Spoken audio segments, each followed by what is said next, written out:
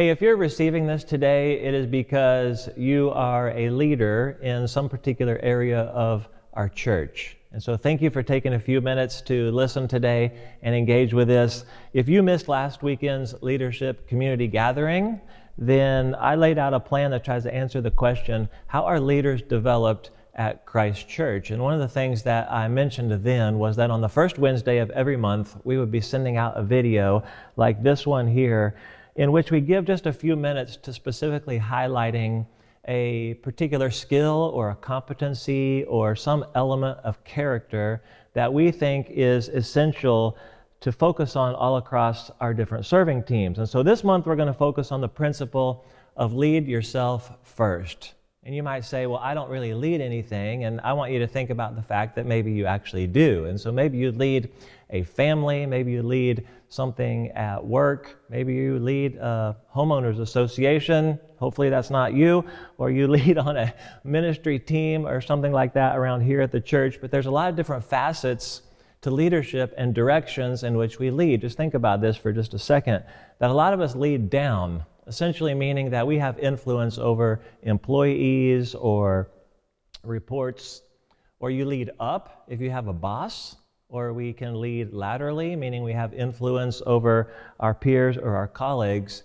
But I want to suggest for the next few minutes that the toughest person that you and I are ever going to lead is ourselves.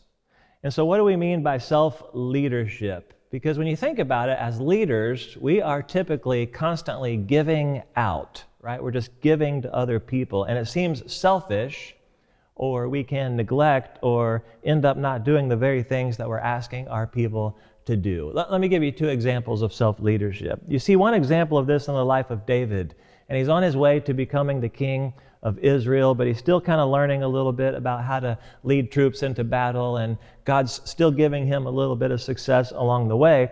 And then one day he returns from fighting yet another enemy, and David finds out that his soldiers have been attacked and their campsite is essentially destroyed, and they've taken all the women and the children and they've run off with them to other places, and they're hiding, and they've burned all of their belongings. And that would basically define as a really bad day, I guess, for a leader. But it actually gets even worse for David because there's internal fighting, and his soldiers are tired and they're angry and they're mad at God. And it actually begins to get to the point where his own soldiers turn on him and they get mad at him, and they actually start to plot his assassination. And David has this crisis of leadership where suddenly he has to decide who is going to get his leadership attention the most. Is it going to be the soldiers? Is it going to be his officers? Is it actually going to be the people? And if you're reading the story in 1 Samuel chapter 30, in this critical moment, he realizes this foundational truth that I'm talking about is that he has to actually lead himself before he can lead anybody else. And unless he gets squared away with himself internally, he has nothing to offer his team. And so you read this in verse 6, 1 Samuel 30, so David strengthened himself in the Lord his God. It's a very simple verse, but only then do you see that David is able to actually lead his team to rescue their families and what's left of their personal property. You see this in the life of Jesus, right? Jesus' pattern is intense ministry followed by time set aside for reflection, for prayer, for fasting and solitude. And that's a pattern that you see repeated over and over in the life of Jesus. I would say that Jesus is practicing the art of self-leadership. So let's get real practical for a second. Daniel Goleman, in his book called Emotional Intelligence, actually writes this. He says, the difference between leaders who develop to their fullest potential and why most hit a plateau, he says, is self-leadership.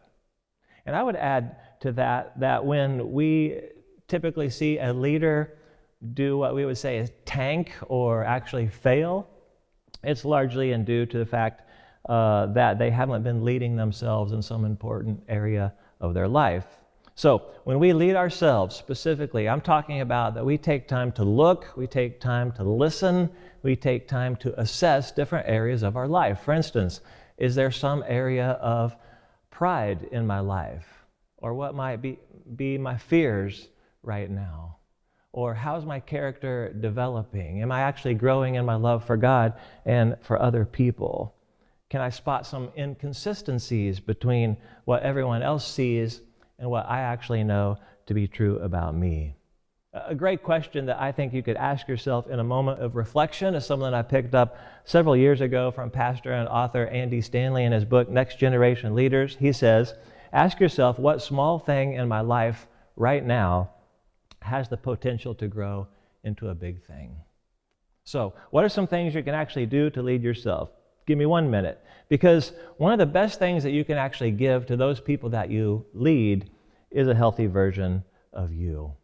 So it might be that you just simply need to spend time with other leaders or mentors or people who refresh you. Maybe just give yourself some time and permission to rest and find what it is that helps you to rejuvenate. When I'm at the gym or long drives, sometimes I just listen to podcasts from other people that help me to lead better. Guys that I've already mentioned, like Andy Stanley, or other leaders like Craig Groeschel. Maybe you read leadership. Pick up a copy of the book I just mentioned, Next Generation Leader. And it might be just simply time with God. You just schedule it, whether it's silence and solitude or it's Bible reading, and just not let anything move you out of that schedule. Or to have some accountability in place so there's some other people who can see the blind spots that might exist in your life. This is all what we mean when we say self-leadership. So let me give you the final motivation, okay, is that you are the only person who can make this happen. Like, you are the one who is solely responsible for your self-leadership. But I can promise you that when we become people who lead ourselves, we're going to be much better at leading other people. And that applies whether we're talking about a home or at work or here in our church on a serving team. So thank you guys for serving. It makes a huge difference, not only here in our church, but the ways in which we're reaching our community.